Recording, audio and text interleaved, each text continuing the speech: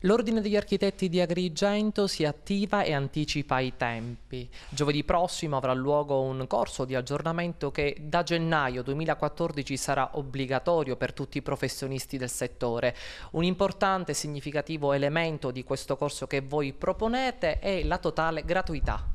Esatto, quindi con largo anticipo rispetto ai tempi prefissati dal legislatore, quindi che sarebbero quelli a partire dal prossimo anno, noi avviamo un primo corso di formazione professionale dove sono riconosciuti appunto 6 crediti formativi ai partecipanti.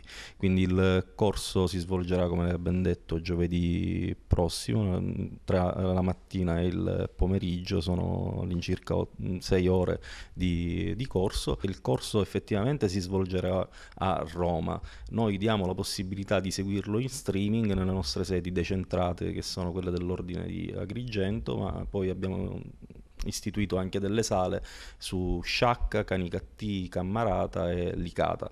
Questo perché vogliamo raggiungere più colleghi possibile e anche per dare l'opportunità di formarsi, quindi il momento della formazione obbligatoria deve diventare un momento di crescita professionale, però a costo possibilmente zero, quindi a costi abbattuti.